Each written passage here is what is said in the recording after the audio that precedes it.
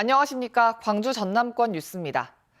광주와 전남에 사흘째 눈이 계속 내리면서 대설특보가 유지되고 있습니다. 눈이 곳곳에 쌓이고 강추위도 계속되고 있는데요. 취재기자 연결해서 자세한 기상 상황 알아보겠습니다. 네, 손준수 기자, 지금도 눈이 내리고 있습니까? 네, 눈발은 멈췄지만 여전히 강한 바람은 불고 있습니다. 이 거리 곳곳에는 여전히 눈이 쌓여 있는데요. 광주는 눈이 잦아들었지만 서해안에는 아직도 눈이 내리는 곳이 있습니다. 현재 전남 지역에 내려진 대설특보가 여전히 유지되고 있습니다.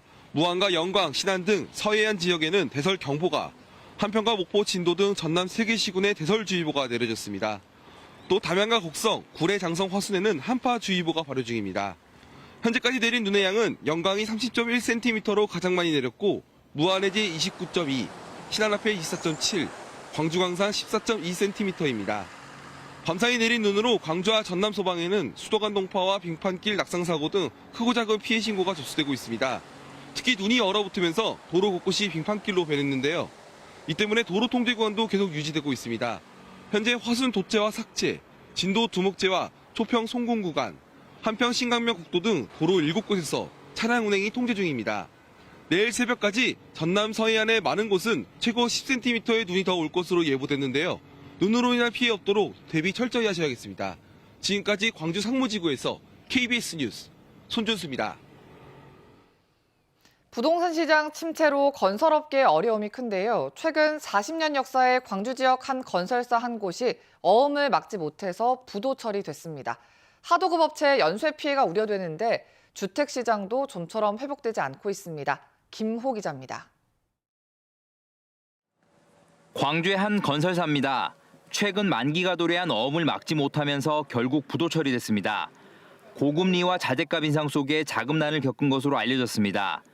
올해 종합건설업 폐업 신고 건수는 12월 21일까지 550건을 넘어섰습니다.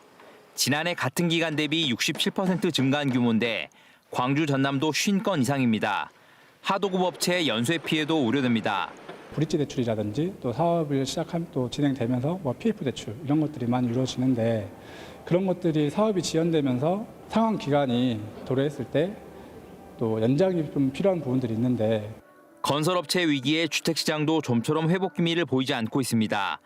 광주 전남 미분양 주택은 10월 말 기준 4,000호를 넘었는데 악성으로 분류되는 준공 후 미분양이 3분의 1 이상입니다. 높은 금리에 분양가가 오르고 미분양이 발생하는 악순환이 반복되고 있는 것으로 풀이됩니다.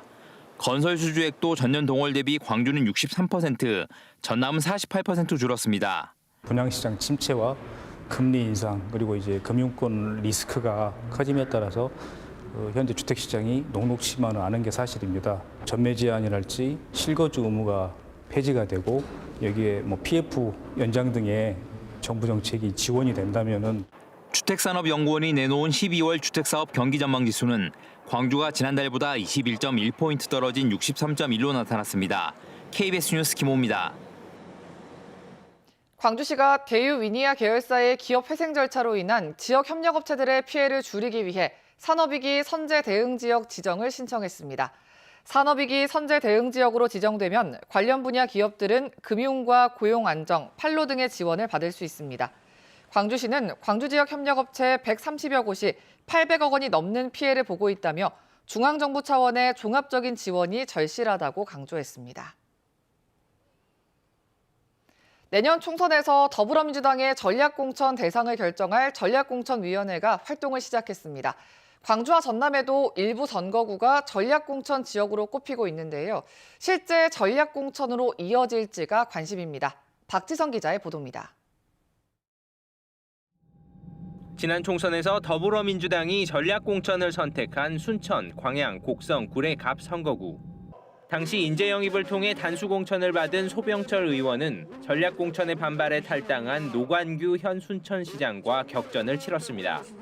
당선권이나 다름없는 호남에서의 전략공천은 내부 반발이 거세 지도부 입장에서 부담이 크지만 그만큼 가장 강력한 공천 권한으로 꼽힙니다. 시스템 공천을 해 나가겠지만 거기에 더해서 합당한 전략 또 합당한 인물들을 찾아 배치하는 그 일도 해 나가야 됩니다. 민주당은 전국 253개 선거구에서 20%, 50여 개 지역구를 전략 공천할 수 있다는 규정을 두고 있습니다.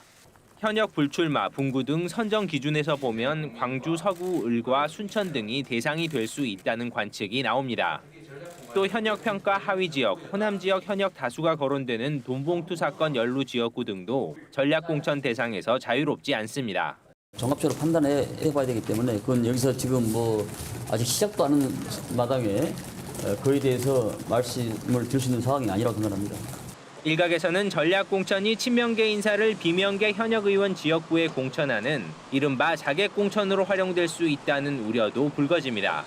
실제로 전략 공천의 정당성을 어떻게 확보하느냐가 제일 중요한 거고, 전략 공천을 했는데 이게 그야말로 이제 친명 일색으로 간다거나 이러면 당연히 지역에서 반발을 할 수밖에 없는 거고.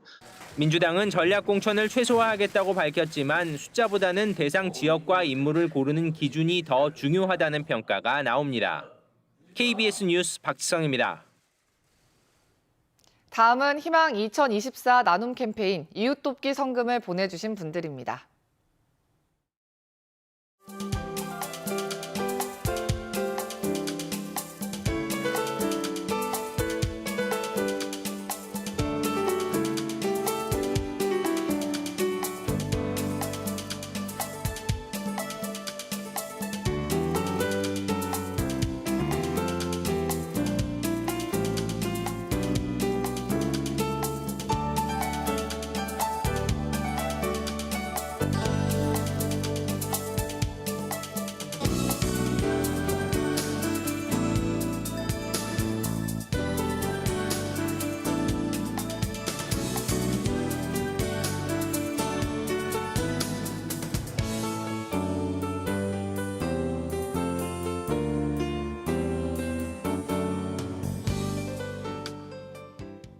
이주호 사회부총리 겸 교육부 장관이 광주를 찾아 수도권과 지방의 교육 격차가 커져 위기라고 하지만 역설적으로 교육의 변화와 개혁이 지역에서 시작될 수 있는 기회라고 강조했습니다. 이 부총리는 어제 광주시 교육청에서 열린 교육발전특구 찾아가는 설명회에서 광주는 교육의 도시며 교육 리더들이 교육 발전에 고민하고 있는 도시인 만큼 시와 대학, 교육청이 합심하면 좋은 변화를 빠르게 이끌 수 있을 거라며 좋은 정책을 생산하면 지원하겠다고 밝혔습니다. 국회 본회의를 통과한 내년도 정부 예산안 가운데 광주시 예산으로 3조 2,446억 원이 확보됐습니다. 이는 지난 8월 나왔던 정부 예산안에 비해 1,020억 원 늘어난 규모입니다. 광주시는 AI 영재고 31억 원, 광주선 지하화 20억 원, 어린이 아트앤사이언스파크 사업비 5억여 원 등이 국회 심의 과정에서 증액되면서 국비 확보 액수가 늘었다고 설명했습니다. AI 데이터 전처리 실증 관련 사업비 140억 원과 국립현대미술관 광주관 건립비 등은 반영되지 못했습니다. 광주와 대구를 잇는 달빛철도 특별법이 국회 국토교통위원회를 통과했습니다. 국회 국토위는 어제 전체 회의를 열어 달빛 고속철도라는 명칭을 달빛철도로 고치며 일반 철도임을 명시했고 복선화 조항을 삭제하는 등의 수정사항을 반영해 법안을 수정 의결했습니다. 이에 따라 달빛철도 특별법은 오는 27일 국회 법제사법위원회 심사와 본회의 처리 등의 절차를 남겨두게 됐습니다. 민주당 서삼석 의원이 대표 발의한 국토외곽 먼섬 지원 특별법이 국회 본회의를 통과했습니다. 해당 법안은 신안 흑산도처럼 육지에서 50km 이상 떨어진 섬 주민들의 정주 환경 조성과 소득 증대, 삶의 질 향상을 위한 국가 지원의 근거를 담고 있고 사회 간접 자본시설 확충과 생활 필수품 등의 유통과 공급을 시행하도록 규정하고 있습니다. 일제강점기 강제동원 피해자들이 일본 전범기업을 상대로 낸 2차 손해배상 소송에서 최종 승소했습니다. 대법원 2부는 일제강제동원 피해자와 유족이 미쓰비시 중공업과 일본제철을 상대로 낸 손해배상 청구 소송에서 원심의 원고 승소 판결을 확정했습니다. 일본제철을 상대로 소송을 낸 피해자 7명은 2013년 3월 소송을 제기했는데 현재 모두 세상을 떠났고 피해자 3명과 유족 1명이 2014년 제기한 미쓰비시 중공업 상대 소송도 피해자 3명이 모두 숨져 유족 1명만 생존한 상황입니다.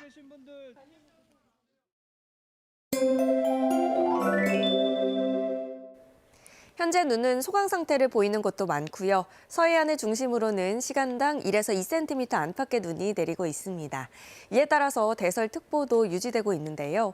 무안과 영광, 신안에는 대설경보가, 한평과 목포, 진도, 흑산도, 홍도에는 대설주의보가 발효 중입니다. 서해안 지역의 눈은 내일 새벽까지, 광주와 그 밖의 전남 서부 지역은 오늘 밤까지 내리다 그치겠고요. 예상되는 눈의 양은 전남 서부 지역에 3에서 8cm, 서해안 지역에 많이 오는 곳은 10cm 이상이고요. 광주는 1에서 5cm가 예상됩니다. 오늘 아침 내륙을 중심으로 영하 10도 안팎까지 떨어졌습니다. 담양과 곡성, 구례, 장성, 화순에는 한파주의보도 발효 중인데요. 종일 영하권 추위 보이는 곳도 많겠습니다. 지역별 기온 자세하게 살펴보겠습니다. 아침 최저 기온 광주가 영하 9도에서 시작하고 있고요. 한낮 기온 영하 3도에 머물겠습니다. 순천의 낮 최고 기온 0도, 보성 영하 1도로 춥겠습니다. 목포의 한낮 기온 영하 2도, 무안 영하 3도, 강진 영하 1도에 머물겠고요. 신안을 비롯한 도서 지역은 영하 2도에서 2도가 예상됩니다.